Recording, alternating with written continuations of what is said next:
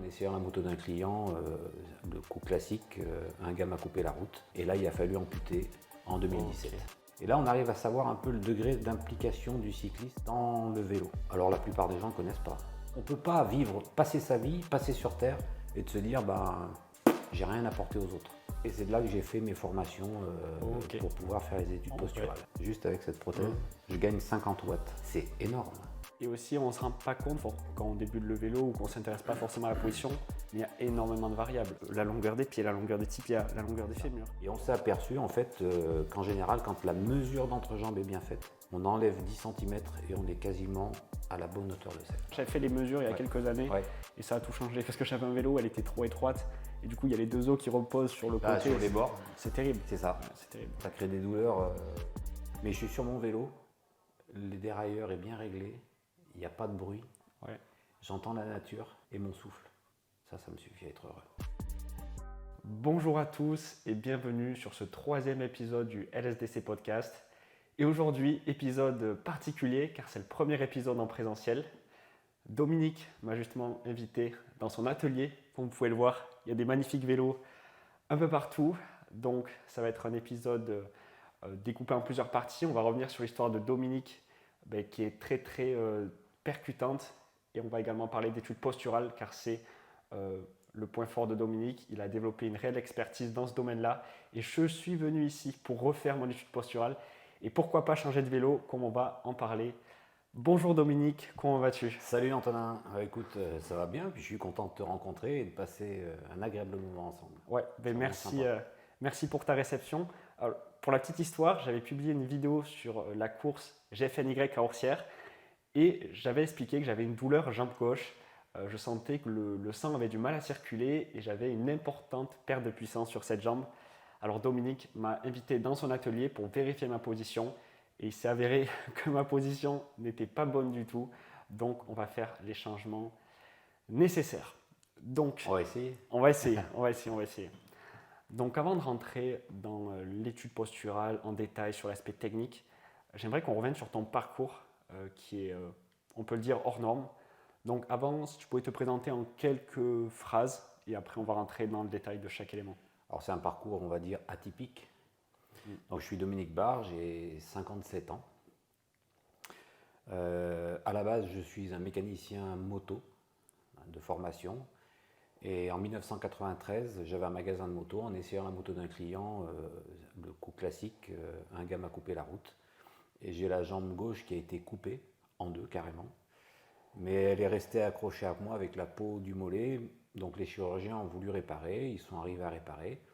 Ils m'ont permis de garder cette jambe pendant 27 ans. Et au bout de 27 ans, l'infection a redémarré. Okay. Et là, il a fallu amputer en 2017. Okay. Voilà. Donc c'est à quel age que tu as eu ton accident? Alors j'ai eu l'accident, j'avais 25 ans. Ok. Voilà. Et j'ai été amputé en 2017, donc c'est même assez récent pour une amputation. Mais après ce premier accident, il a fallu que je change de métier parce que la jambe était vraiment abîmée. J'avais 6 cm de différence entre les deux jambes. Et en fait, en sortant de l'hôpital, après 14 mois, le chirurgien me dit mais ce serait bien de faire ou de la natation ou du vélo pour essayer de récupérer un peu plus parce que j'avais un genou qui était bloqué à 30 degrés. Et en fait, la natation, pour moi, aller prendre la voiture pour aller nager, ça ne me branchait pas trop. Je dis, je vais acheter un vélo et puis c'est plus facile de partir de la maison. Sauf que comme je n'avais pas beaucoup d'amplitude au niveau de la jambe gauche, j'avais réglé la selle très haute pour arriver à passer les pédales. Et un jour, en rentrant d'un entraînement, la selle s'est descendue d'un coup. Et en fait, ça a enlevé toutes les adhérences que j'avais au genou et là j'ai pu récupérer l'amplitude totale de mon genou. C'était très douloureux sur le coup, mais c'était un mal pour un bien, puisqu'à partir de là j'ai pu me positionner correctement sur le vélo et c'est de là que m'est venue un petit peu l'idée d'étudier la position sur le vélo. D'accord. J'ai commencé à travailler dans le monde du vélo et je travaillais avec un ergonome du cycle qui s'appelle Vincent Blondeau, qui faisait les études Mécacote. On a travaillé longtemps ensemble. Je suis allé le voir sur des stages, j'ai pu vraiment me former à ses côtés. Et puis en 2000, donc, j'ai été responsable d'un atelier cycle pour un intersport où on faisait du montage de roues Corima et où on vendait aussi des vélos spécialisés. Et c'est de là que j'ai fait mes formations pour pouvoir faire les études posturales, le BGFit. On va y venir. Voilà. Et tu n'avais jamais touché un vélo avant cet accident-là? Ok. Ok, donc c'est cet accident qui t'a amené sur le vélo. C'est ça. Et la passion est venue directement pour le vélo ou pas? Alors en fait, quand j'ai commencé, donc j'ai eu l'accident en 93, j'ai commencé le vélo 95, début 95. Je me suis tout de suite senti à l'aise sur le vélo. Alors certainement dû à des capacités physiques que j'avais déjà avant, mais qui m'ont permis sur un sport d'endurance comme le vélo d'être assez à l'aise. Une fois que j'ai eu trouvé la bonne position, je me suis inscrit dans un club. J'ai commencé à faire des courses. Alors je finissais dernier au départ, c'est normal, hein, sans entraînement, sans notion même de ce que ça pouvait être que l'entraînement. Et puis à force de persévérance, donc ça c'était en 95. En 99, j'ai fait ma première course handisport, où j'ai fini deuxième des championnats de France sur route et troisième du contre-la-montre. S'en est suivi une première sélection en équipe de France, au championnat d'Europe à Blois, où je fais troisième sur route. Et puis là, en fait, on va dire que le virus m'a vraiment pris, quoi. Donc à partir du moment où tu commences à côtoyer ou à tutoyer le haut niveau, ça te demande plus d'investissement, plus de charges de travail à l'entraînement. Donc j'avais un emploi du temps aménagé, je pouvais m'entraîner entre midi et 2, j'avais du temps pour m'entraîner le mercredi, le week-end.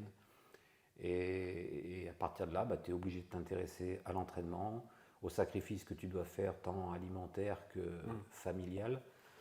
Et cette passion du vélo est née comme ça. Ouais. Donc tu es vraiment passé sur du haut niveau après, au bout d'un moment. Ouais, l'équipe de France, en fait, quand bien même c'est du handisport, il faut rouler comme les valides. Et je faisais même des courses avec des élites. Donc, mais à l'époque, j'étais pas encore amputé. J'étais bien handicapé, mais pas amputé. Ok. Et en termes de répartition de puissance, jambe gauche, jambe droite, tu avais une idée des proportions à peu près? Alors, avec les capteurs modernes, je vois à peu près ce que ça donne. Donc, avec ma jambe valide, j'étais 80-20. Ok. D'accord. Sauf que j'avais cette possibilité de me mettre en danseuse à l'époque. Et pour la petite anecdote, je montais le Ventoux en danseuse du début jusqu'à la fin. Et je mettais 1h10 pour monter. Ah ouais, 1h10. Donc, c'est énorme. Et c'est pas, je ne l'ai pas fait qu'une fois, hein, je l'ai fait plusieurs fois. Le Ventoux, quand je le montais à l'entraînement, je le montais gros plateau en 1h30. Mais c'est parce que le fait d'être obligé de pédaler en danseuse me donnait cette facilité. D'accord ? À partir du moment où j'ai été amputé, la danseuse a été terminée. Et là, on retombe, on va dire, un petit peu sur terre et avec des capacités nettement moindres. Ah, donc tu as quand même réussi à compenser malgré une jambe qui prenait 80% de l'effort, tu as compensé grâce à cette technique-là. Oui. Ok. Et pour être capable de monter le Ventoux en 1h10 dans ces conditions, tu t'entraînais combien d'heures par semaine environ? Entre 20 et 25 heures. Ok. Ah ouais, donc c'est vraiment un entraînement de professionnel. Avec quand même un métier à côté. Oui. Ah ouais, c'est impressionnant. Après, on fait des sacrifices. Hein. L'hiver, c'était 15 heures semaine. Puis après, quand on commençait à rentrer dans les périodes de foncier, alors là, c'était minimum 25 heures. Ok. Ah ouais. Donc, au début, c'était qu'une activité, on va dire, de réhabilitation qui s'est transformée en cyclisme professionnel. Je suis passé d'une espèce de kiné à la maison à une vie de coureur professionnel sans être professionnel. Ouais. Et donc cette carrière, elle a duré combien de temps? Alors j'ai commencé donc en 99 et j'ai fait ma dernière course en équipe de France en 2007 où j'ai été double champion de France. Et j'avais été sélectionné, on m'avait demandé de me préparer pour les championnats du monde, mais j'ai refusé parce que en fait professionnellement c'était compliqué de tout mettre bout à bout et j'ai préféré arrêter que de continuer dans de mauvaises conditions. Ok, je comprends. Donc en parallèle de cette carrière de haut niveau, toi tu étais mécanicien et tu as développé du coup des compétences dans l'étude posturale. Ça s'est fait en même temps? Ça s'est fait en même temps en fait, parce que ça me paraissait naturel et avec les problèmes que j'avais, je me suis tout de suite penché sur le fait de comment être posé sur un vélo pour être efficace malgré un handicap. Et ensuite ça, je l'ai transposé dans le monde des valides, ce qui était, ça me paraissait être une évidence. Et je ne comprends pas Après, ça, c'est ma façon de voir le vélo. Je ne comprends pas qu'on puisse me dire, je fais du vélo, mais j'ai mal ici ou là. Hormis des muscles parce qu'on a fait un travail spécifique sur le vélo, en musculation, en hypervélocité, ça peut déclencher des courbatures, ok, mais des douleurs, comme ce qui t'est arrivé toi, ça me paraît aberrant, quoi. Ça, c'est pas possible. Le vélo est un sport porté, et logiquement, le vélo, on devrait pouvoir en faire sans avoir de douleur. Là, je ne parle pas de gens qui ont des pathologies particulières et qui peuvent ressurgir sur le vélo. Mais on peut quand même limiter beaucoup les souffrances physiques sur le vélo à partir du moment où on est bien positionné. Ouais, c'est clair. Il faut commencer à adapter son vélo à soi avant de chercher à se forcer pour maintenir une position qui n'est pas bonne. Le problème, c'est que quand on veut obtenir des résultats, mais si on est mal posé, en fait, on peut même faire de la contre-performance sans forcément s'en rendre compte. On a vu tous les deux les réglages que tu avais, et en fait, on a pu commencer à expliquer ce qui se passait. Voilà. Mais si on ne passe pas par une étude posturale, c'est difficile de mettre des mots sur des douleurs. C'est-à-dire, j'ai mal là parce qu'il y a ça, ça et ça. Et après, je reste persuadé qu'il y a étude posturale et étude posturale. Et dans beaucoup de magasins, on propose aujourd'hui des études posturales. Est-ce que les gens s'impliquent réellement jusqu'à se dire je vais vraiment passer du temps pour m'occuper de la personne, du cycliste, pour qu'il trouve sa position? Tu as vu le temps que ça prend pour faire une étude posturale. Si tu veux faire les choses correctement, il faut s'impliquer quand même. Ouais. Il faut s'impliquer. Ouais, c'est clair. Et ça demande aussi beaucoup d'expérience parce qu'au final, le résultat final, c'est améliorer ses performances, être bien sur son vélo. Donc, on ne peut pas se contenter d'appliquer un modèle brut sur chaque cycliste. Il faut vraiment individualiser. Je pense que le système actuel veut qu'on essaye de faire des choses vite et que ça rapporte un maximum. Ça, c'est pas notre... tu l'as compris, c'est pas notre philosophie. À partir du moment où tu fais un métier parce que tu es passionné, c'est compliqué de dire je vais gagner de l'argent. C'est impossible.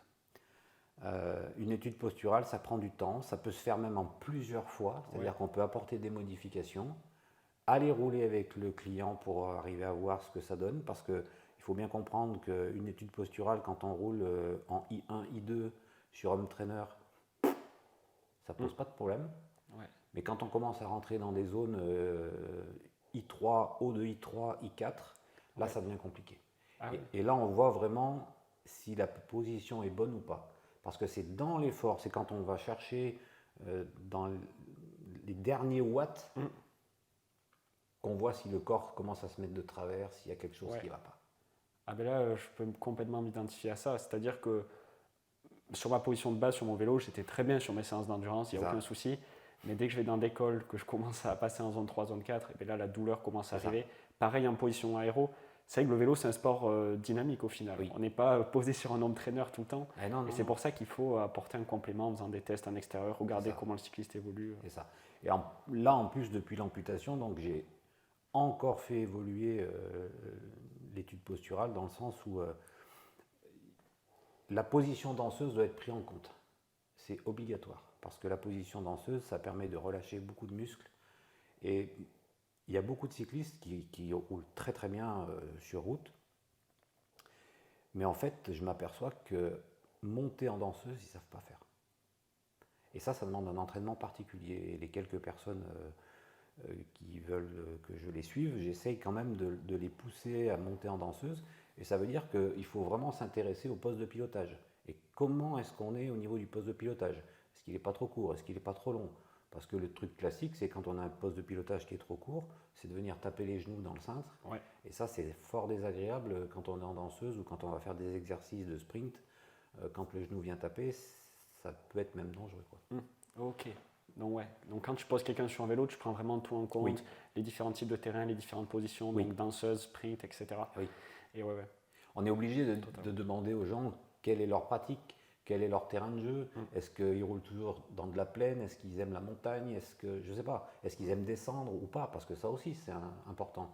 Si tu es un bon descendeur et que tu es mal positionné, ça peut se finir par un tout droit, voire plus grave.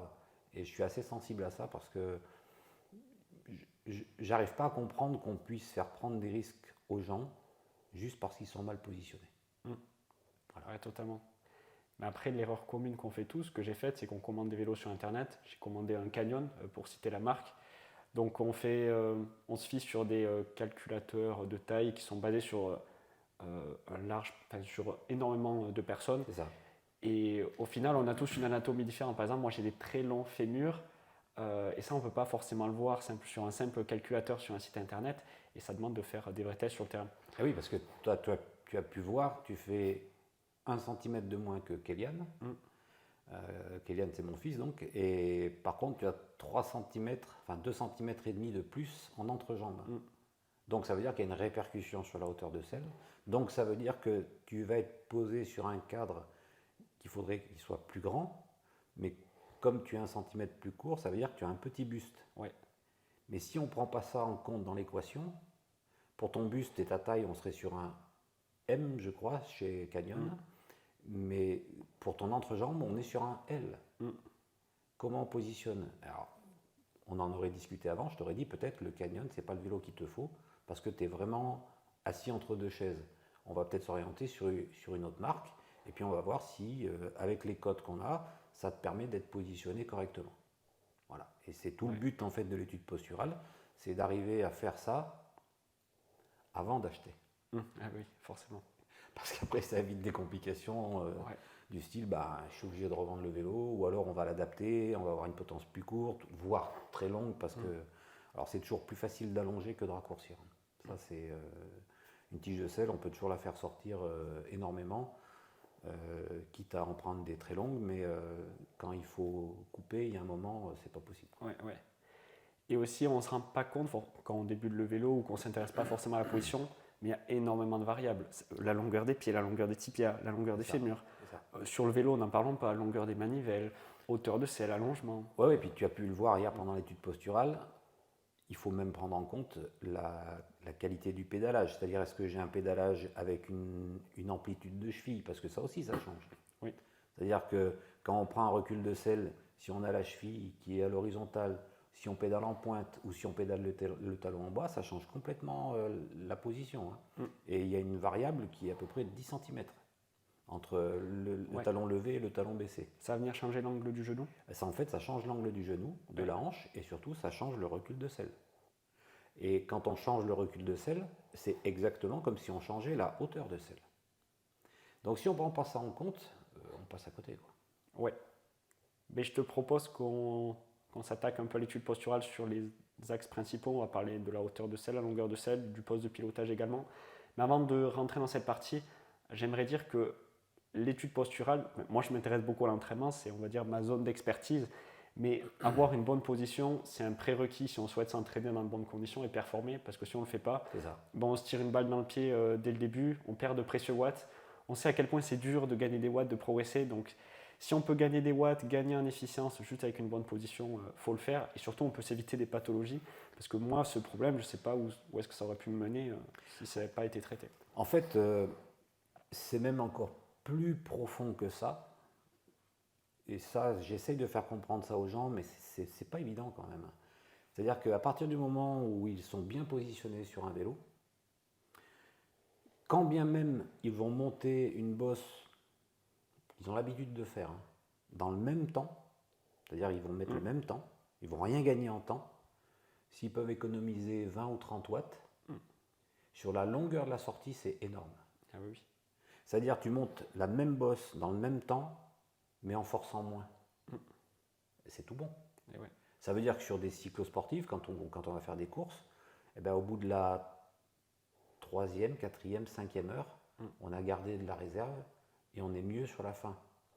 Alors que si tu as lâché tous les chevaux dans les 2 premières heures, ou si physiquement tu es arrivé au bout de 2 heures, ça va être compliqué d'arriver au bout de la course.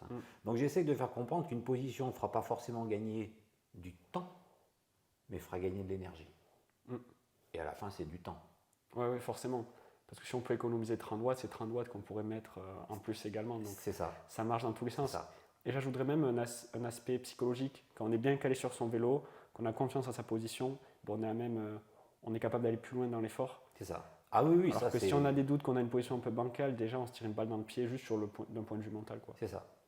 Avoir une bonne position, ça veut dire je suis prêt physiquement parce que je me suis bien entraîné, j'ai pas de douleur sur le vélo et je sais que je peux aller au bout. Ouais. Après, il y a les aléas de la course. On n'est jamais à l'abri parce qu'on s'est mal alimenté les jours précédents, on s'est mal hydraté. Mais ça, c'est la phase de l'entraînement, ça, c'est son travail. Ouais. Il y a un moment, je ne fais pas de miracle non plus. Non. Hein. Mais d'avoir une bonne position, c'est quand même la base de tout. Ouais, ok. Donc avant de rentrer dans les détails, j'avais juste une petite question. Est-ce que la position peut évoluer au cours d'une saison en fonction de ses progrès? Donc c'est quelque chose qui reste figé dans le temps, une étude posturale, ou est-ce qu'elle doit évoluer par rapport au progrès d'un coureur? Alors, je pense qu'elle peut évoluer par rapport au progrès d'un coureur, mais surtout au niveau du poste de pilotage. Ok. D'accord. Après, au niveau d'une hauteur d'entrejambe, donc hauteur de selle, elle ne change pas.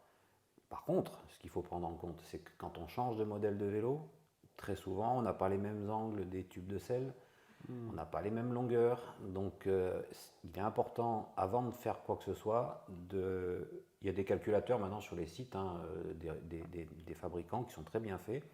Et on connaît les angles, on connaît les longueurs, on connaît les hauteurs de douille, on sait que si on met tant de cales, on sera à la bonne hauteur, ou au contraire, on sera vraiment limite. À ce moment-là, il faut voir une taille différente. Mais ça demande de la réflexion.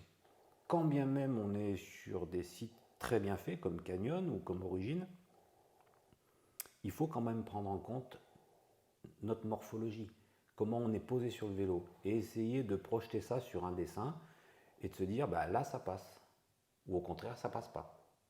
Dans ton cas, si on regarde le schéma qui était donné par Canyon, on était dans la plage de réglage de hauteur de selle, mais on était tellement à la limite qu'en fait, tu étais trop court, tu étais beaucoup trop en termes de hauteur de selle, et ça crée des inconforts incroyables, parce qu'avec un delta de 170 presque, entre la différence de selle et le cintre, tu comprends bien que tu tiens 2 heures, mais pas plus. Alors c'est bien pour l'aérodynamisme, mais il y a un moment, tu arrives à la limite du corps humain. Oui, c'est clair. Et si tu pouvais nous donner les mesures principales que vous utilisez en étude posturale. Donc il y a la hauteur de selle, il y a également le drop. Alors, quelles sont les mesures principales que vous regardez pour poser quelqu'un sur un vélo? Quand on pose quelqu'un sur un vélo, et c'est pas parce que tu étais là qu'on a dérogé à cette règle, on fait une photographie. Moi j'appelle ça une photographie, c'est pour faire comprendre aux gens, de leur vélo, c'est-à-dire on prend toutes les cotes du vélo avant l'étude posturale, donc c'est quand ils arrivent avec le vélo. Ensuite on fait une photographie du bonhomme, du cycliste sur le vélo, donc il passe sur un home trainer, et on va prendre différentes mesures pour arriver à faire une photo à l'instant T de la position. Et à partir de ces mesures qu'on prend, on va venir modifier ou non la hauteur de selle, le recul de selle, la distance selle-cintre, le drop, etc. Donc les mesures principales sont effectivement la hauteur de selle et le recul de selle. D'accord? Parce qu'un cycliste aura toujours 3 points d'appui, les chaussures, les pieds, les fesses et le cintre. Mais on pédale avec les jambes, donc les 2 points d'appui principaux, c'est bien les pédales et la selle. Ok.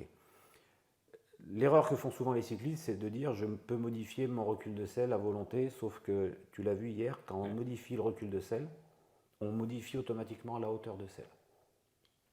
Donc ça, c'est vraiment la mesure principale, c'est hauteur de selle, recul de selle.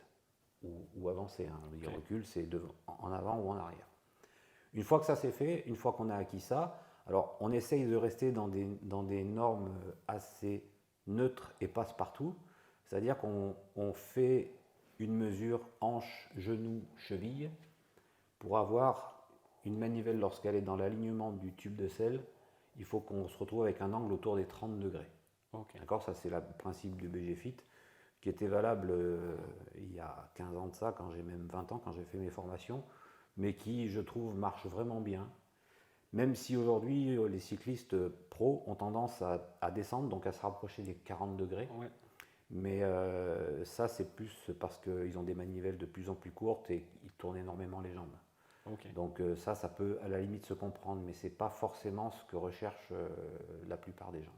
Donc quand on a cet angle de 30 degrés, on regarde si le recul de selle est bon, donc on a tout réglé. Ensuite, on peut passer à la position à l'avant du vélo, c'est-à-dire à la position au niveau du cintre.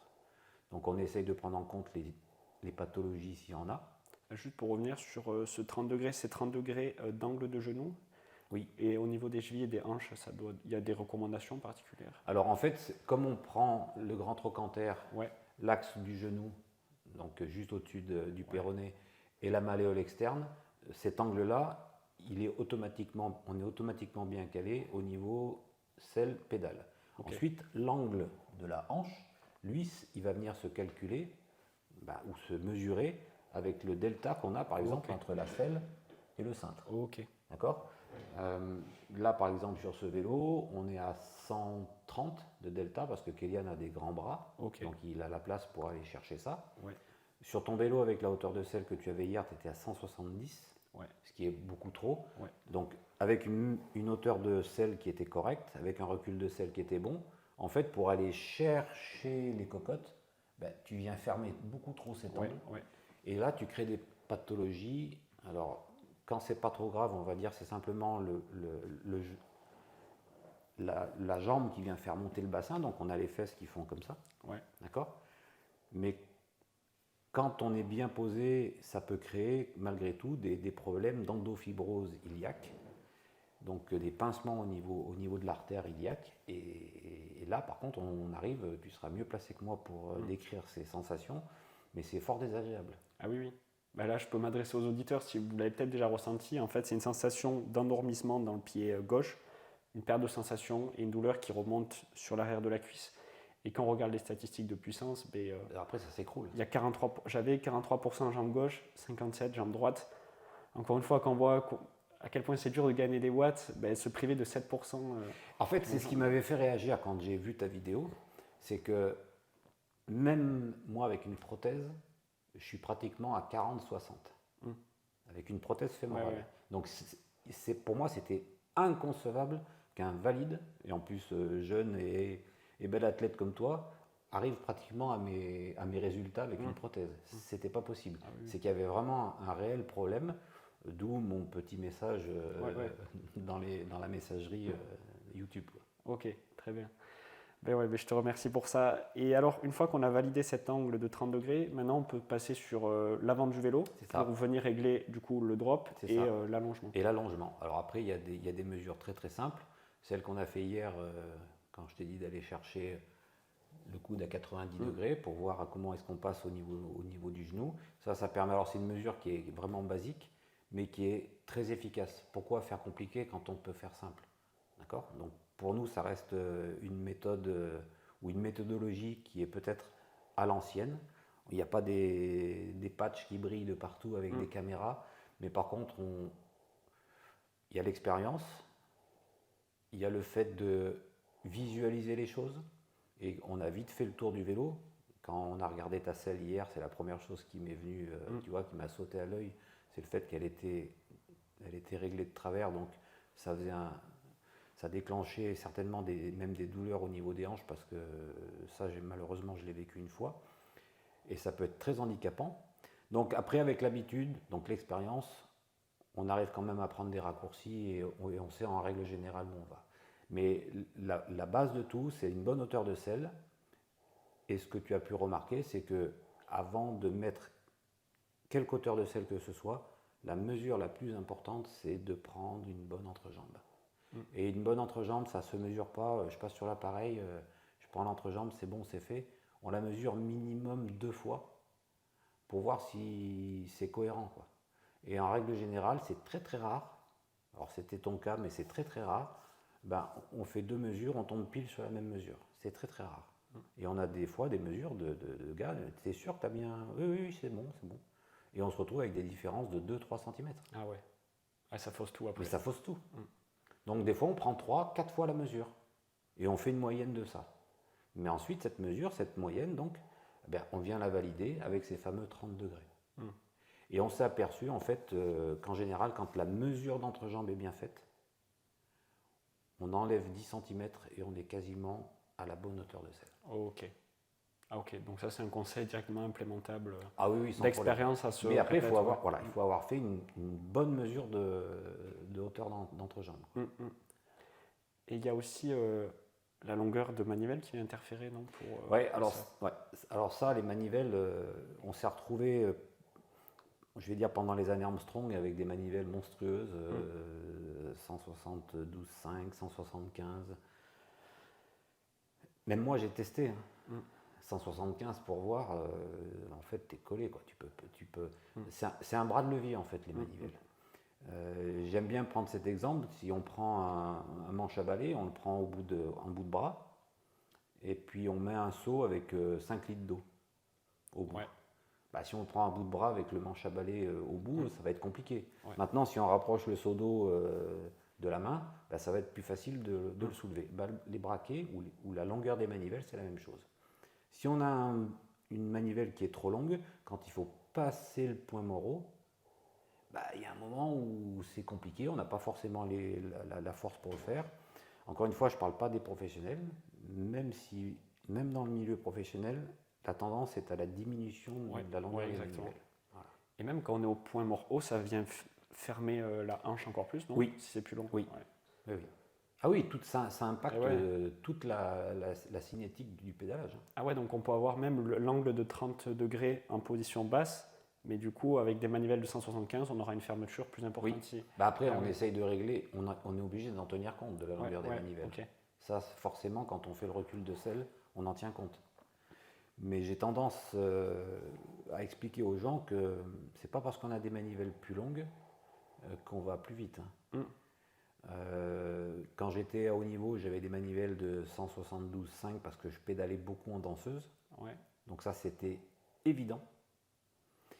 Quand j'ai commencé à plus pouvoir pédaler en danseuse correctement, parce que quand l'infection a recommencé, je suis passé en 170 et maintenant je suis en 165 mm. Ok. Voilà. C'est vrai que la tendance baisse même chez les pros. Je ne veux pas dire d'erreur, mais il me semble que Tadej Pogacar, il est en 165. Il roule en 165. Ouais. Pourtant, il fait un 80, je crois, quelque chose comme ça. Ouais, un peu moins, mais oui. Puis, je pense qu'il a un peu plus de watts que la plupart des gens. Quoi. Ouais, c'est clair. Et ouais, mais c'est vrai que je crois qu'il y a un peu un vieux dogme dans le vélo. On dit plus on a de longues manivelles, on a un meilleur bras de levier, on peut mettre plus de force. Mais la réalité, c'est que la plupart des gens n'ont pas la force nécessaire pour amener pour les ça. emmener, c'est ça. Donc même si tu as des Pogacar qui est vraiment extrêmement puissant, lui, il arrive. C'est ça. Il utilise les 165. En fait, pour avancer vite, c'est un rapport force-vitesse, c'est-à-dire force-vélocité. Et si on emmène des braquets de barbares, il y a un moment, de toute façon, on va buter au point Moreau. Ça, c'est obligé. Et je pense que tu n'as peut-être pas forcément la culture vélo, mais il y a 15-20 ans, on disait qu'il fallait des cintres de 42, voire 44 pour être plus à l'aise. Et en fait, la tendance aujourd'hui, c'est de vraiment réduire la largeur des cintres pour être plus aérodynamique. Et moi, j'ai toujours dit, mais pourquoi on vient chercher des cintres larges au risque d'avoir les omoplates qui se rentrent et de créer des tensions à ce niveau-là? Vous avez une largeur d'épaule, essayez de vous y tenir. La plupart des gens, on les passe sur des cintres en 40 et ça marche très très bien. Ouais. Alors après, on va dire s'il y a un inconvénient, c'est que quand on se met en danseuse, le vélo est beaucoup plus vif. Ouais. D'accord ? Mais une fois qu'on a fait 10 km, c'est acquis le truc. Donc la largeur du cintre, tu prends en compte le squelette de la personne. Oui. Un squelette plutôt fin, le cintre plus étroit, plus et inversement. C'est ça, on essaye d'être cohérent. Quoi. Ok. Et donc pour un cycliste comme moi, à peu près, qui suis quand même assez fin, tu me conseillerais quoi en termes de largeur? 38. 38, ouais. Je pense qu'un 38, tu serais bien. 40, ça passe, mais ça va être le max. Quoi. Même en descente, je trouve plus agréable d'avoir un cintre plus étroit. Alors moi, j'ai un 40. Bon, après, je suis un peu tanké au niveau des épaules. Et avant, j'avais 42. Je suis passé au 40 très très tôt. Et en fait, je suis incapable maintenant de rouler sur un 42. Quoi. Enfin, ça me paraît... soi-disant qu'on a un meilleur appui dans les virages. J'invite tes téléspectateurs à aller voir les quelques vidéos que j'ai fait en descente et vous allez voir que c'est pas la largeur du cintre qui fait qu'on peut descendre vite ou pas. C'est plutôt ça, c'est une notion de trajectoire, d'habitude, de freinage, aller chercher les points de corde. Ça, oui, on peut travailler dessus. Mais ça se travaille à l'entraînement. Ça n'a rien à voir avec la posture. Ouais. Et j'aimerais aussi parler des cales, parce que là aussi, les cales sur les chaussures, il y a une infinité de réglages au final. On peut l'incliner, on peut l'avancer, la reculer, on peut la mettre sur le côté. Donc toi, ça serait quoi tes recommandations de base pour régler une cale comme il faut? Après, j'essaye de suivre en fait les explications de Spé avec le BGFit, la formation que j'ai eue et qui me paraissait assez logique. C'est que le repère dans une chaussure, c'est le métatarse. Donc, et c'est l'articulation du gros orteil. J'afficherai une image à l'écran. Et cette articulation-là, on essaye, dans la mesure du possible, parce que ça dépend aussi des marques de chaussures et des cales qu'on utilise, on essaye de venir entre 0,5, donc de reculer l'axe de la cale entre 0,5 et 1 cm. Mais ce n'est pas toujours évident. Dans tes réglages que tu avais, toi, c'était 2 cm, donc c'était beaucoup trop. C'est-à-dire que tu avais un engagement du pied qui était énorme. Donc tu travaillais plus avec la force qu'avec la vélocité. Donc on est venu tout reculer pour que tu puisses avoir l'axe de rotation qui soit au plus près. Voilà. Bon, après, il y a aussi la différence entre les pros Shimano, les pros Time, les pros Look ou les pros Speedplay.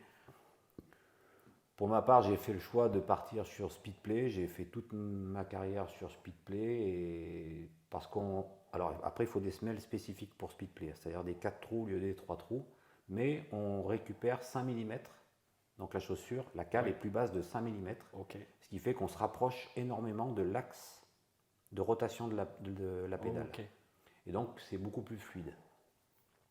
Si on prend des Speedplay, qu'on a des semelles 3 trous, on perd cet avantage.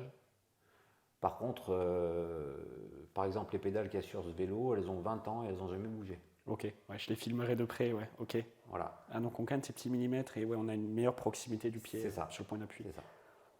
Ok. Et en termes d'éloignement de la pédale de l'axe de rotation, alors ça, c'est quoi le nom du facteur? Q-factor. Le Q-factor. Donc déjà, il y a le Q-factor des manivelles. Et puis, il y a des gens, quand on les met sur leur pédale, on s'aperçoit que la jambe sort trop. Alors, on peut arriver à modifier ça en ayant des pédales avec des axes plus courts. Mais de ce que je sache, il n'y a que Speedplay qui font des axes plus courts. Il y a certaines personnes, il faut les éloigner. Alors là, par contre, il existe des adaptateurs qui permettent d'éloigner un petit peu la pédale. Par exemple, quelqu'un qui a un pied très large et qui a la chaussure qui vient frotter contre la manivelle, c'est pas très agréable. On peut venir décaler un petit peu la pédale. Donc ça permet de passer correctement. Ok. Et réduire le Q-factor, ça va améliorer quoi? Ça va améliorer l'efficience Bon, après, ça joue tellement à peu de choses qu'à notre niveau, on le voit pas. Ça sert à pas grand chose. Par contre, peut-être en chrono, on vient réduire la traînée aérodynamique, je pense, parce que tu viens vraiment rentrer les jambes. Mais après, il faut tout prendre en compte, c'est-à-dire les chaussures qu'on utilise, la façon dont on a posé le pied, est-ce qu'on ne vient pas toucher la base derrière quand on passe la manivelle. Il y a beaucoup de choses à prendre en compte. Ce n'est pas quelque chose qu'on fait comme ça parce que tiens, ça me vient à l'idée. C'est quand on en a la demande, on peut aller chercher ça. Ok. Et ça, c'est le compresseur. Ouais, c'est le compresseur. J'espère qu'on entend toujours les micros. Au niveau de l'étude posturale, est-ce qu'il y aurait des erreurs que tu retrouves chez la plupart des cyclistes En règle générale, vous êtes toujours assis trop bas. Ok. Donc l'erreur que j'avais moi, elle est commise par beaucoup. Ouais. Parce que... Alors je ne sais pas si c'est quelque chose de moderne, je le voyais moins avant, mais je crois qu'on s'arrête un peu trop à ce qu'on voit à la télé. Okay. Et n'est pas Pogacar qui veut. D'accord ?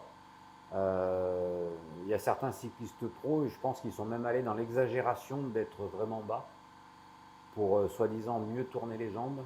Mais chez le commun des mortels, c'est-à-dire chez le cycliste lambda, il vaut mieux avoir une hauteur de selle qui permette d'avoir une plage d'utilisation. C'est pour ça que je t'ai mis à 30 degrés, c'est-à-dire que le jeu de cheville va venir, un coup tu peux être à 35, un coup tu peux être à 25, parce qu'on n'a jamais la cheville qui est pile poil réglée pareil. Mais ça en fait, les 30 degrés, ce fameux réglage de 30 degrés, pour moi ça paraît être une évidence.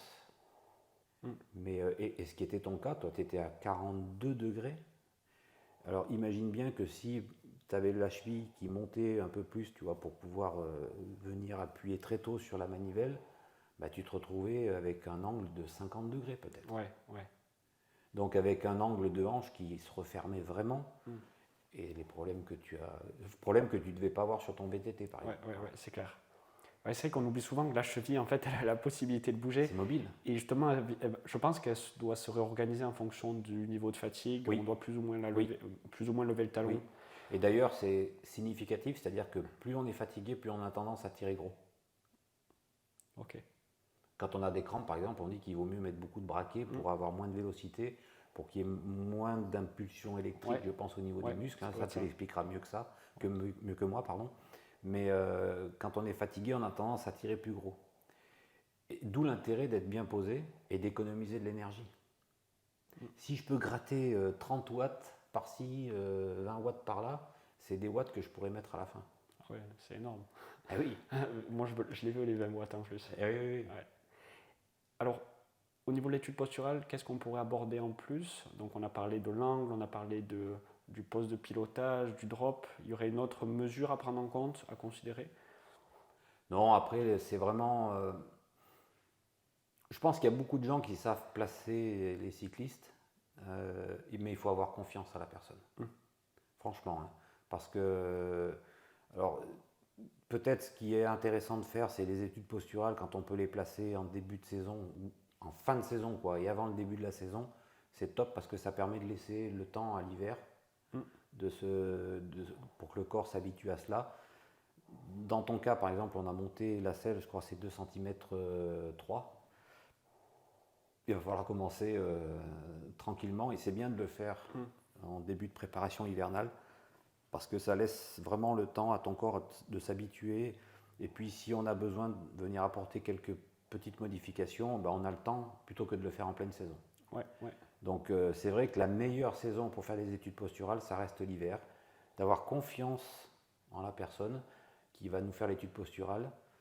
Après, maintenant, il y a tellement de réseaux sociaux qu'on sait qui est-ce qui marche bien, qui fait les bonnes études posturales ou au contraire qui les fait mal. Quoi. Le bouche à oreille marche bien. Ouais. Je pense que ça, c'est important. Ouais, ça c'est sûr. Ça. Donc ouais, c'est toujours des petits réglages. Au final, le cycliste repart avec son vélo bien réglé, mais derrière, il y a peut-être changer la longueur de potence, baisser un peu la selle. Alors après, ça devient de plus en plus difficile parce que les marques montent de plus en plus de combos sur leur vélo. Et quand on est face à un combo, ben, ça veut dire qu'avec les freins hydrauliques, par exemple, ça veut dire qu'il faut sortir toutes les gaines hydrauliques et changer un combo. C'est plus le même investissement que ce qu'on avait avant où on changeait une potence. Allez, avec 20 balles, c'était fait. Quoi. Ouais. Nous, ici à l'atelier, on a des potences qu'on prête, qu'on monte pour que les personnes puissent faire les tests. Et puis au bout de 15 jours, 3 semaines, ben, ils nous ramènent, on leur met la potence. S'ils valident, on leur met la potence qui va bien. Mais avec les combos, c'est compliqué maintenant. Alors souvent, aux gens qui veulent acheter un vélo, je leur dis, ben, partez sur un cintre et une potence classique. On valide tout ça. Ouais. Et puis si demain vous voulez vous faire plaisir et vous achetez un joli combo, au moins vous savez que la largeur du cintre, c'est tant, et la longueur de la potence, c'est tant. Ouais. Et on est sûr de ne pas avoir de soucis.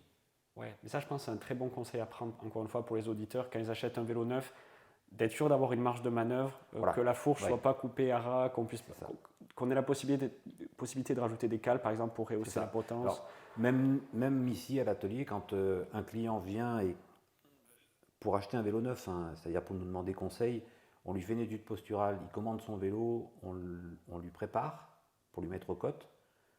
Même si le pivot est plus grand, on laisse les cales au-dessus. Parce que, comme j'explique, il vaut mieux se laisser cette marge. Et puis quand on est sûr du coup, c'est-à-dire quand tu as pu faire des sorties longues, 3-4 heures, là où les douleurs apparaissent, en règle générale, la fatigue qui fait qu'on a un petit peu de douleur musculaire, c'est normal. En fait, on se dit, je voudrais remonter, ou au contraire, non, c'est bien, on peut couper, voire on peut en enlever. Donc s'il faut en enlever, on passe une cale en dessus, et puis on teste. Mais on coupe quand on est sûr du coup. Pas parce que non, ça fait joli, on coupe, et puis après, ça va pas, je voudrais remonter. Après, on peut toujours remonter, il suffit de changer la fourche. Mais c'est dommage, quoi. Ouais, c'est clair, non, toujours se laisser une marge de manœuvre, quoi. C'est ça. Ouais, mais je pense que c'est ce qu'on va mettre en place où il y aura peut-être quelques allers-retours, quelques changements de potence, mais une fois que c'est en place, eh bien, on peut acheter le combo. Exactement. Et là, après, on peut se faire plaisir sans arrière-pensée, quoi. Ouais, ça c'est top. Et aussi, petite question sur le bon rapport entre performance et confort. Comment tu arrives à trouver aussi le point optimal? Est-ce que tu trouves judicieux d'aller à l'encontre du confort pour, par exemple, quelques gains d'aérodynamisme? Non, ok. Non. Après, ça dépend de la personne que j'ai en face de moi.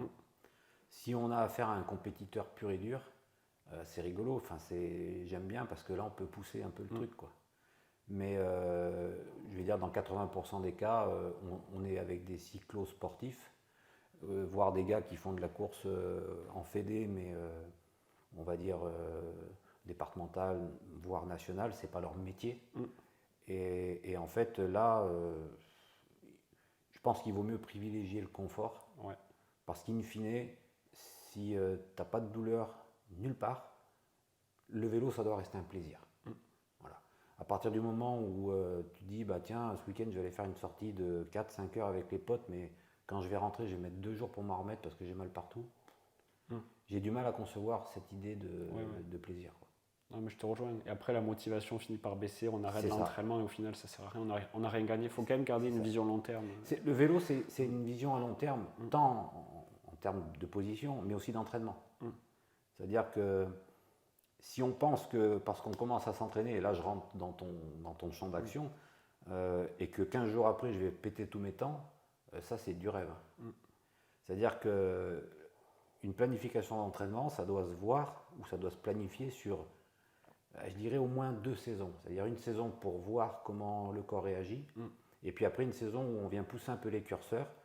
Et je me rappellerai toujours du premier entraîneur que j'ai eu, quand j'ai commencé, il m'avait dit, tu sais Dom, pour faire un bon cycliste, il faut 10 ans.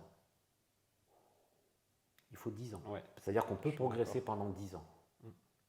Après, on vit sur ses acquis, mais on peut toujours, on va dire, tenir un certain niveau. Mais pendant 10 ans, on sait qu'on a une marge de manœuvre. Après, c'est compliqué, quoi. C'est clair. Non, il y a tellement de choses à améliorer juste sur l'entraînement. C'est ça. Et après aussi, j'aime bien dire que le meilleur entraînement, c'est celui qu'on peut tenir pendant des années. C'est ça. Donc, quitte à avoir un entraînement sous-optimal, mais on prend du plaisir à le faire et on est capable d'enchaîner les années, enchaîner les semaines à 10, 15 heures, 20 heures, pourquoi pas. C'est comme ça qu'on progresse. Et donc, tiens, on peut directement re-rentrer dans le thème du vélo, de l'entraînement, de la compétition, vu que tu as une carrière de haut niveau dans le handisport. Si tu devais donner peut-être des conseils aux cyclistes qui nous écoutent pour atteindre le meilleur niveau, parce que je m'adresse peut-être pas à des professionnels, mais même si on est amateur, on veut atteindre les meilleurs résultats en compétition, en cyclosportive. Donc pour tous les cyclistes qui veulent être compétitifs, selon toi, quels sont les facteurs déterminants pour atteindre le meilleur niveau en partant de leur niveau de base? Alors, quand on parle de cyclisme professionnel, par rapport à ce qu'on fait nous, je dirais que la seule différence, c'est qu'eux vivent de leur métier. D'accord ? Nous, on vit pas on fait pas du vélo le dimanche pour gagner des courses qui vont nous permettre de vivre tous les jours. Et là, je parle du cycliste lambda. Donc, la première notion, c'est vraiment de prendre du plaisir. C'est-à-dire, quand je monte sur mon vélo, j'ai envie d'y aller. Parce que ça me fait plaisir, ça me change les idées, ça m'enlève un peu de stress que j'ai pu accumuler dans la semaine. On est une bande de potes ou pas, je préfère aller rouler seul parce que j'aime bien me parler à moi-même pendant que je suis sur le vélo. Et puis après, il y a cette notion d'entraînement, où là, par contre, à partir du moment où on commence à rentrer avec des plans d'entraînement, ça veut dire qu'on s'implique un peu plus. Et la première des choses que je fais quand quelqu'un vient me voir pour une étude posturale, je lui dis, mais est-ce que tu connais ta hauteur de selle ou ta hauteur d'entrejambe? Et là, on arrive à savoir un peu le degré d'implication du cycliste dans le vélo. Alors, la plupart des gens ne connaissent pas. Donc, je leur dis, ça, c'est une notion à savoir. C'est-à-dire, ma hauteur de selle, c'est tant. Il faut l'enregistrer, la graver dans la tête ou s'écrire sur un papier, la vérifier de temps en temps. Je leur explique comment est-ce qu'on vérifie la hauteur de selle. Et puis après, on vient planifier un entraînement. Donc, il faut bien diversifier les choses. Et moi, pour avoir suivi quelques-uns de tes plans, je trouve que tu as une approche qui est vraiment, même si elle est très scientifique, elle est vraiment à portée de tout le monde. Et si on fais attention à ce que tu dis, on progresse. Parce que même moi, avec mes années, pour avoir appliqué ce que tu m'as demandé, j'ai réussi à progresser. Alors après, c'est parce que j'ai découvert de nouvelles choses, notamment les capteurs de puissance, qui vraiment, là, pour le compte, permettent de faire un bond en avant au niveau de la préparation. Sans capteur de puissance, on se fie au capteur, au cardio, quoi, ou aux sensations, et c'est faux. Arriver à faire un mélange entre le cardio, ce qu'on voit au cardio, ce qu'on voit sur la mesure de puissance, et de faire des exercices qui vont dans ce sens-là, qui prennent en compte tout ça, ça c'est top. Et donc il y a la préparation hivernale, qui permet d'avoir les bases, les fondations, et plus on va s'approcher des premières courses ou des premiers beaux jours, plus on doit avoir cette notion de préparation avec du fractionné, etc. Et pas tout mélanger, c'est-à-dire qu'à un moment, il faut laisser son corps récupérer. Par exemple, avec Kélian, nous, notre truc, c'est le mois d'octobre, j'appelle ça le mois où on lève les yeux. C'est-à-dire qu'on profite du paysage, des couleurs automnales, où on ne se prend pas la tête, où on laisse le cardio toujours très bas pour faire des heures de sel, mais sans aucune arrière-pensée de se dire j'ai pas fait de fractionné, j'ai pas fait monter le cœur. Et puis après, novembre, on va commencer une musculation, après on va instaurer du fractionné, donc en force, en vélocité, les deux, parce que tu as vu qu'on fait du fixie. Mais on ne peut pas dire je vais faire ça un an, je vais voir ce que ça donne. Il faut que ça perdure dans le temps. Ouais. Et si on n'a pas cette notion de temps, de durée, et c'est malheureusement un petit peu ce qu'on voit dans la société actuelle, on veut tout de suite. Et je commence un entraînement et au bout de 15 jours, je voudrais tout péter. Mais ça, ça marche pas, quoi. Tu risques de tout péter, mais pas tes records en tout cas. Ok. Donc il faut être consciencieux d'une part et également être patient. C'est ça. Et ne pas s'attendre à avoir des résultats directement, quoi. Ben, on n'est pas forcément obligé d'avoir des résultats au niveau, par exemple, d'un chrono. Par contre, on peut se dire, en fait, j'ai fait la même sortie qu'il y a 3 semaines ou un mois et je suis rentré... je suis bien, quoi. Il y a plein de points de repère. C'est pour ça qu'il faut trouver d'autres points de repère pour la progression. Pas forcément le classement ou la performance brute. C'est ça. Moi, j'aime bien demander aux cyclistes de comparer leur puissance moyenne, leur fréquence cardiaque moyenne. Et on peut s'apercevoir qu'on gagne quelques battements cardiaques pour une même puissance. Même le ressenti est plus facile. Il y a plein de données qu'on peut traquer au final pour ah oui, pour puis alors, je veux dire, on est à l'ère du numérique. Même moi, tu vois, à 57 ans, je viens de découvrir les montres connectées. Alors, je suis un vieil ours, hein, mais mon fils m'a dit tu devrais, papa, pour surveiller ton sommeil. Et en fait, grâce à ça, j'ai amélioré mon sommeil. Ça paraît bête, hein, mais je dormais mal, etc. Mais parce qu'il y avait des choses, la vie est pas facile tous les jours. Donc on réfléchit, on pense trop, on regarde trop les écrans le soir. Et en fait, en changeant quelques petites choses, ça permet d'avoir un meilleur sommeil, du coup, une meilleure récupération. Et du coup, quand je vais rouler, je suis plus content, je suis heureux, et je suis plus efficace parce que j'ai mieux récupéré. Donc le vélo, le sport en général, c'est vraiment un ensemble de choses. Voilà, c'est pas juste j'ai une bonne position, maintenant je vais pétroler. Non, il y a beaucoup de choses qui rentrent en ligne de compte. L'entraînement, la nutrition, l'hydratation, on a tendance à oublier tout ça. Et justement, je trouvais très intéressant l'idée de traquer par exemple ton sommeil avec ta montre. Et j'ai une phrase que j'aime bien dire, c'est on ne peut améliorer que ce qu'on mesure. Oui. Et c'est vraiment valable pour l'étude posturale où au final, on peut peut-être avoir une douleur, une gêne, mais on n'est pas capable d'y appliquer une mesure. C'est ça. Et donc, conscientiser le problème par des mesures, faire évoluer ces mesures pour voir comment on évolue, c'est la base. Et en fait, on pourrait recouper ça à toutes les manières de progresser en vélo. Il faut mesurer ce qu'on fait pour pouvoir y apporter une amélioration. C'est ce que je te disais hier. Hein. En fait, on est beaucoup relié à la physique, c'est-à-dire c'est du physique, et aux maths. Quand on prend des angles, on est même dans la géométrie là. Et tout ça, c'est du mesurable, quantifiable. On peut dire, il y a tant de degrés, tant d'amplitude, tant de différence. Et tout ça, en fait, quand on additionne et qu'on reste dans des normes, on va dire, qui sont acceptables, eh ben, on peut progresser. Mais si tu ne mesures pas, tu veux progresser dans quel sens ? Tu vas où ? C'est du hasard. Voilà, c'est le hasard. Après, le hasard fait bien les choses, paraît-il. C'est pas toujours le cas. Se rattacher sur des mesures, c'est quand même intéressant. Et aussi, j'aimerais t'amener sur un autre sujet, parce que le vélo, c'est quand même un sport difficile. Comme on l'a dit, ça demande des années. Quand on est compétiteur, on peut se préparer 6 mois pour une course, la rater, être déçu derrière. Donc, il faut faire preuve de résilience. Et toi, ton parcours est vraiment synonyme de résilience. Avec, voilà, tu m'as confié le nombre d'opérations que tu as eues, c'est juste énorme. Moi, j'ai eu une seule opération cette année, ça m'a suffi. Alors que toi, c'est... On ne peut pas comparer les choses. Ouais. C'est ce que je t'ai expliqué. Je ne peux pas comparer l'opération que tu as eue avec les 39 que j'ai eues. Ça n'a rien à voir. Peut-être que celle que tu as eue, je ne l'aurais pas supportée. D'accord ? Mais cette notion de résilience, bon, alors on en parle souvent dans le monde de l'handisport, mais comme je dis aux gens, je pense que face à un problème, on est tous capables de trouver de l'énergie et des capacités à passer par-dessus, à condition que ton cerveau te dise « je veux le faire ».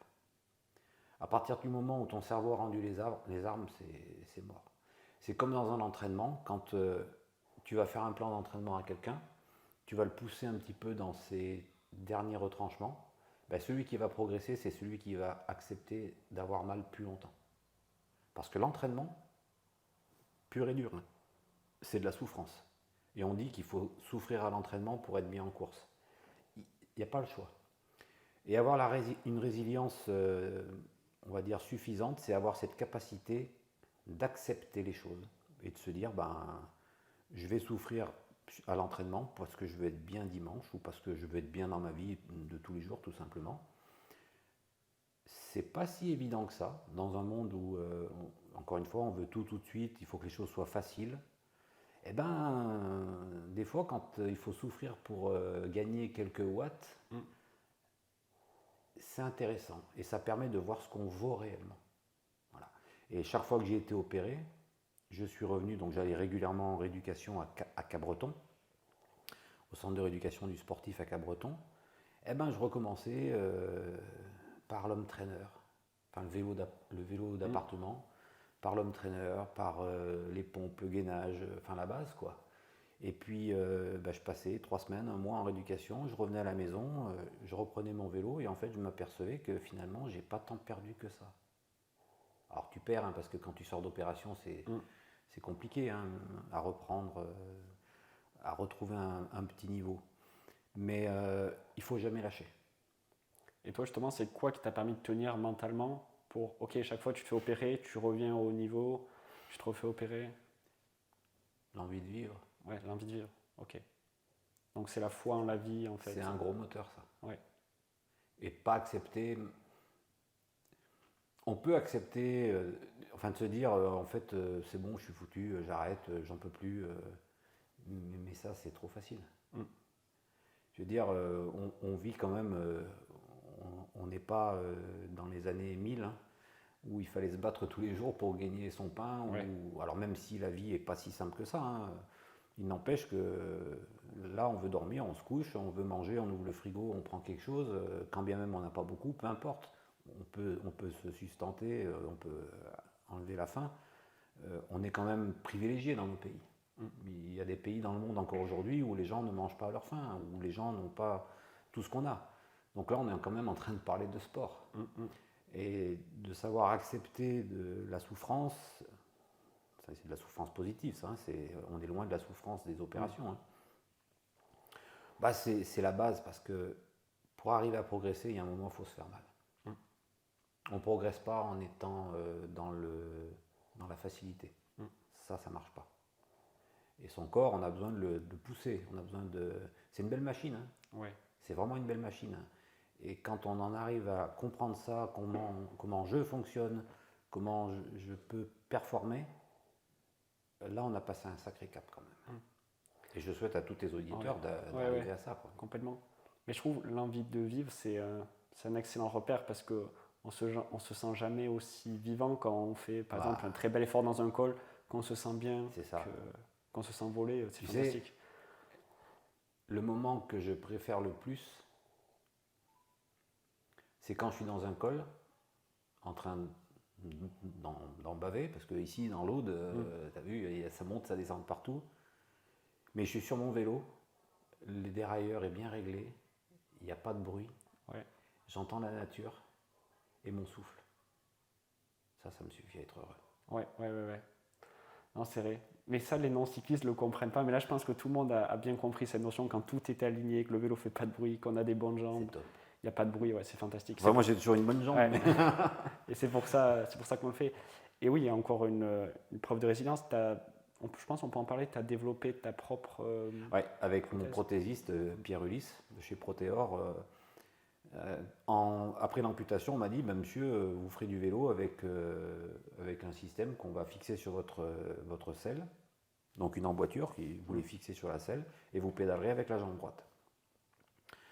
Sauf qu'il y avait deux choses qui m'ont agacé, c'est que j'ai plus de psoas à droite, donc pour tirer sur la manivelle, c'est très compliqué.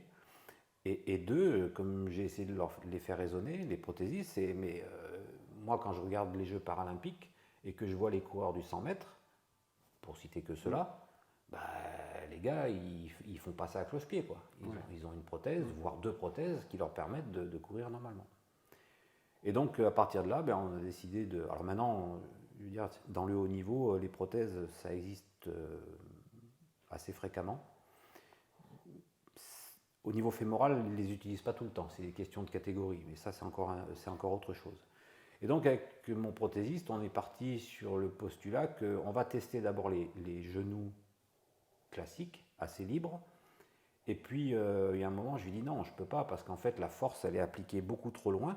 Ouais. Tu vois, là, j'ai le bout de ma jambe est là, mais en fait, le point de pivot, il est là, quoi. Ouais. Ça veut dire que c'est encore l'histoire du manche à balai. Hein. Je viens mettre la force beaucoup plus loin, donc c'est trop dur. Et donc, on est parti... sur une base de VTT, on a pris une base de VTT qu'on a coupée et on est venu le fixer tout simplement pour avoir exactement les mêmes points de rotation droite et gauche. Okay. Donc la prothèse que je t'ai fait voir hier soir. Et en fait, juste avec cette prothèse, je gagne 50 watts. Ah, ouais. C'est énorme. Et ouais, du coup, tu m'as expliqué que tu peux activer tes fessiers derrière sur l'extension. C'est-à-dire que quand j'appuie, et là on comprend bien, quand j'appuie, là, ma jambe valide, j'appuie là, la force vient s'appliquer ici. Sur la jambe prothétique, j'appuie au même endroit, mais la force, elle est beaucoup plus loin. Donc il y a une perte de puissance qui est incroyable. Alors que maintenant, j'appuie au même endroit que la jambe valide. Alors il reste une dernière chose à développer, c'est la possibilité de se mettre en danseuse. On travaille avec des ingénieurs là-dessus, mais une prothèse comme ça demande du temps, ça demande pas mal d'argent parce qu'il faut de l'investissement, il faut faire des prototypes. Dernièrement, j'en ai explosé un au bout de 200 mètres, donc c'est pas évident tout ça. Mais je désespère pas parce que même si ça me servira pas trop pour moi, je sais que ça servira pour les futures personnes amputées. Ouais, c'est clair. Ça serait une belle avancée. Oui. Quoi.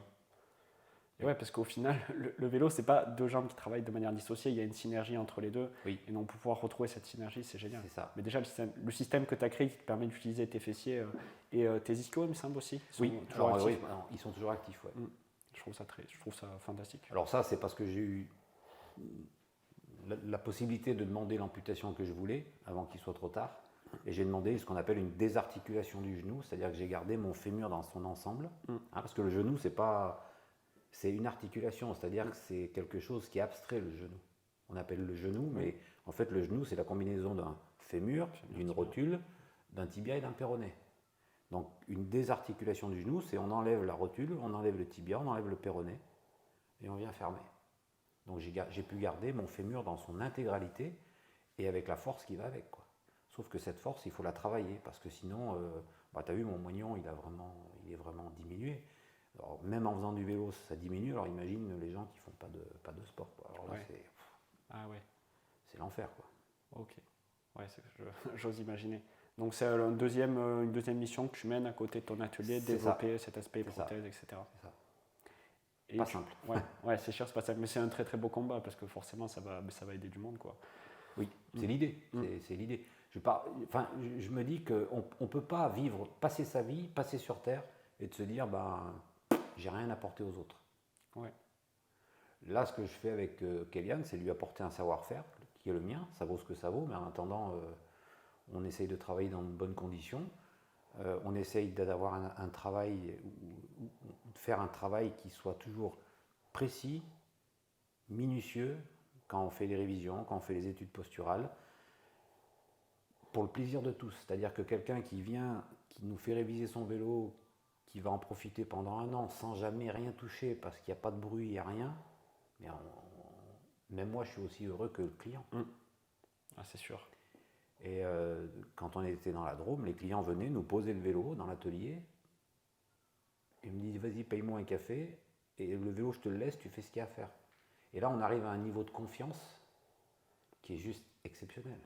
Et c'est extraordinaire qu'on arrive à avoir cette confiance entre le client et le professionnel. Alors après, on n'est plus du client, je les appelais mes amis, quoi.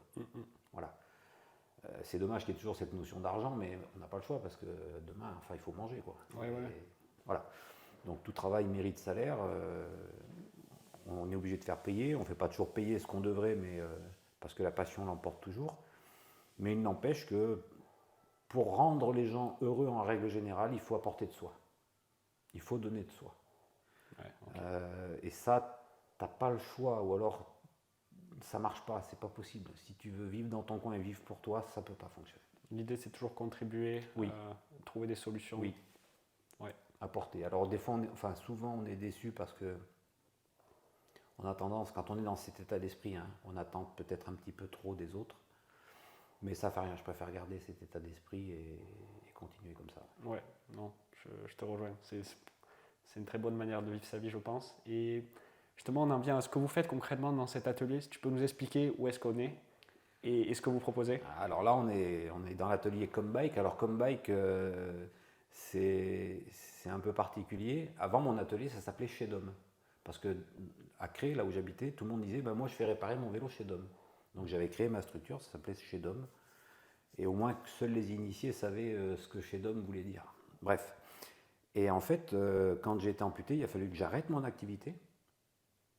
Et Kélian, comme il a passé un diplôme où sa spécificité, c'était les vélos électriques, les VAE, il m'a dit, j'aimerais bien reprendre ton activité. Donc la Chambre des métiers lui a dit, ok, tu peux reprendre l'activité de ton papa. Par contre, il faut qu'il soit ton formateur pendant au moins 5 ans. Okay. Voilà. Bon, il a commencé en 2019. En 2020, il y a eu l'épisode Covid où il a fallu qu'on arrête pendant 1 an. Donc j'ai fini officiellement sa formation cet été. Mais je continue d'être avec lui. Je fais les études posturales. C'est lui le patron.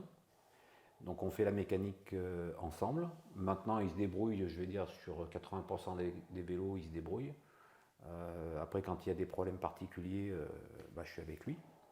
Mais notre cœur de métier, donc, c'est les études posturales. Ouais. Ça, on en fait beaucoup. Les révisions. Quand je dis révision, c'est des vraies révisions. Tu pourras peut-être l'expliquer, parce que tu as vu ton vélo. Mais c'est pas juste, je passe par-dessus, je mets un coup de chiffon, je fais 3 coups de réglage et puis merci, ça fait 60 €. Non. Quand on fait une révision, on démonte le vélo. C'est-à-dire que c'est comme s'il arrivait en pièces détachées. Et on le remonte ensuite avec les bonnes graisses, les bons serrages, les bonnes cotes. Et en fait, les gens sont contents parce que ils reviennent pas, quoi. Juste pour nous dire bonjour, ou pour aller rouler avec nous, ou boire un café, et puis voilà, quoi. Ouais, c'est clair. Non, mais là, je ne sais pas si on le voit à l'écran, je vous ferai une petite vidéo par la suite. Mon Canyon est sur le banc de montage. Il a été entièrement démonté. Je ne l'ai jamais vu dans un si bel état. Donc, je vais vous faire une petite vidéo par la suite. Et vous faites du démontage à la carte aussi ? Oui. Alors, l'idée, en fait, c'est... Alors, c'est un peu particulier, notre façon de travailler, mais on n'est pas amoureux de l'argent. Je m'explique. C'est difficile pour tout le monde. On est en 2024, bientôt 2025. Même pour la France, on voit ce qui se passe. Donc nous, l'idée, quand on fait un montage, c'est on prend les pièces à l'endroit où on les trouve le moins cher pour le client. On lui demande de nous rembourser simplement le prix que nous, on a payé. D'accord ? Et on ne facture au client que notre main-d'œuvre. Voilà.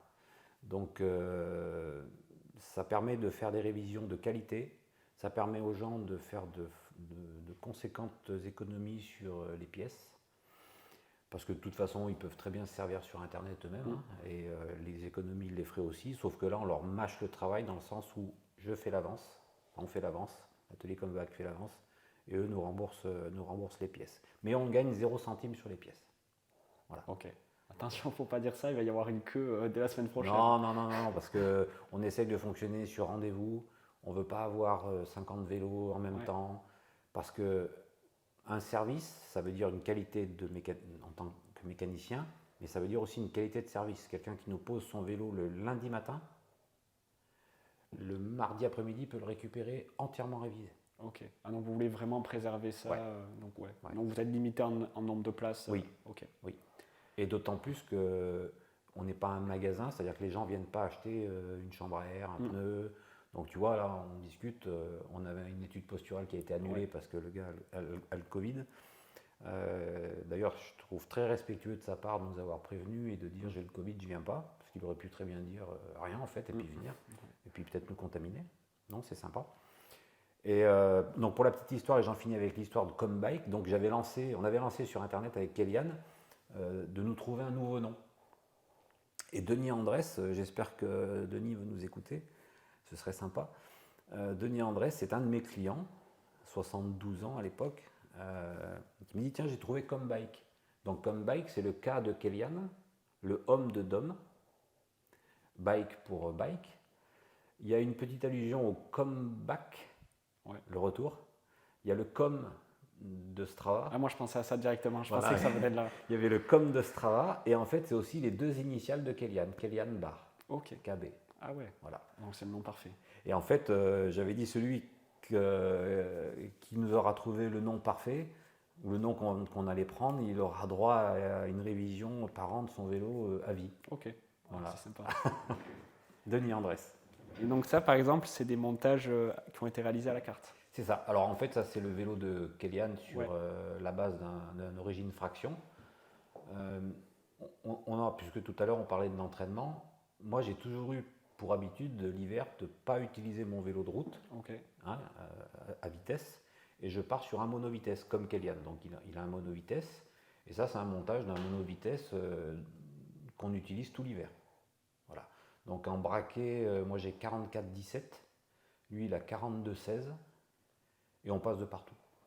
Donc ça nous oblige à travailler la force, la vélocité, donc la force en bosse, la vélocité en descente ou sur le plat, et ce, quel que soit le temps qu'il fait. Alors après, ça nous arrive quand même, quand on va faire les sorties longues, on reprend nos vélos de route, classiques, parce que bon, quand on a fait 2h30, 3h avec un fixie, avec un monovitesse, c'est compliqué au bout d'un moment.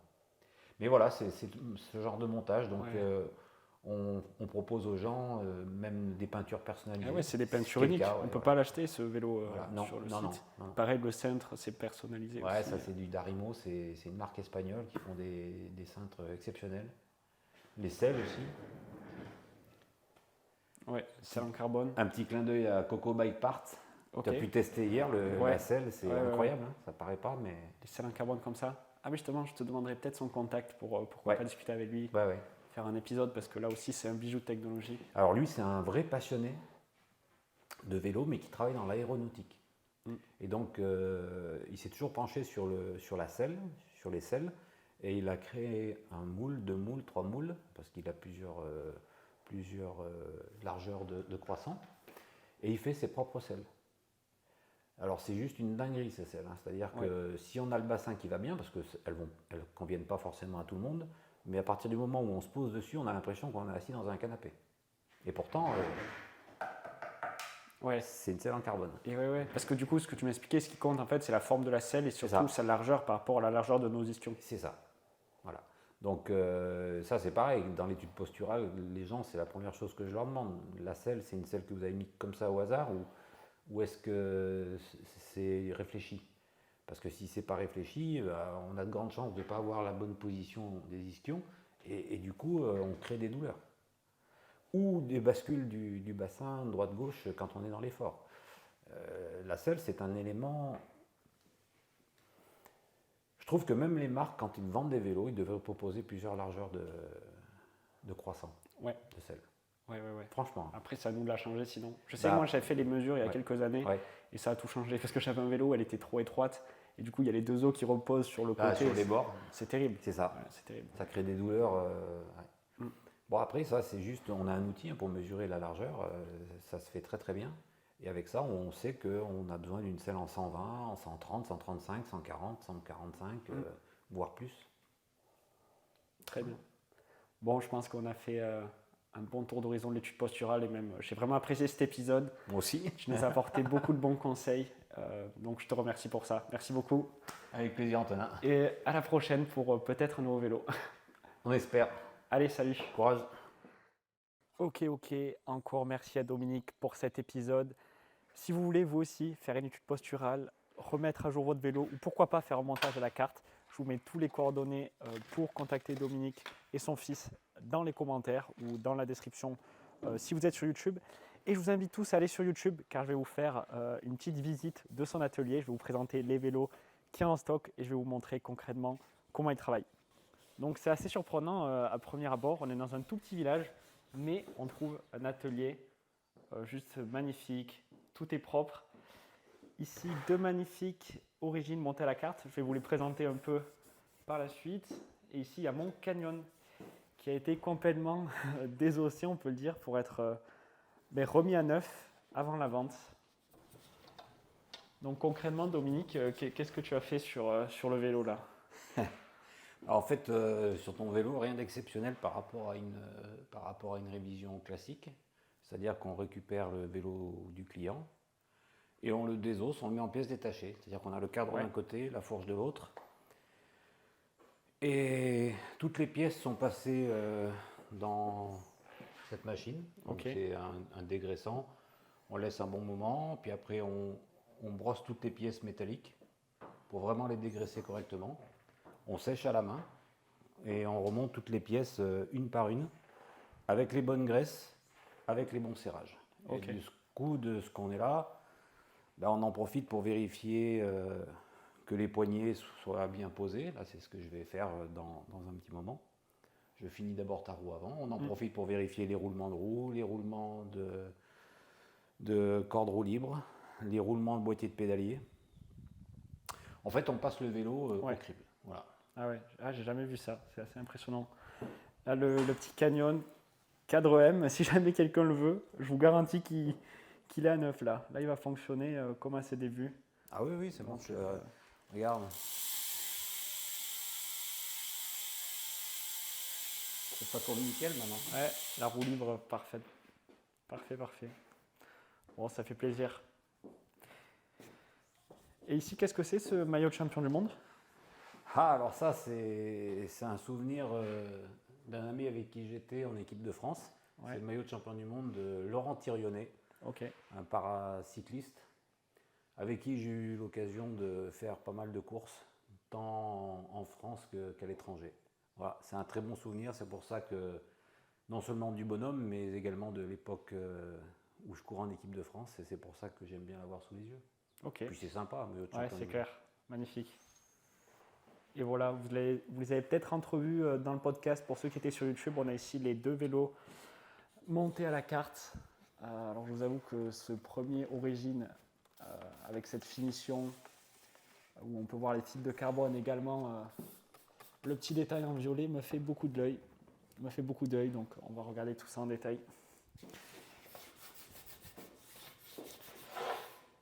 Voilà. Bon. C'était tout pour ce podcast. N'oubliez pas de mettre un pouce bleu si vous êtes sur YouTube ou alors 5 étoiles sur toutes les plateformes de podcast. Et on se retrouve pour un prochain épisode. Ciao!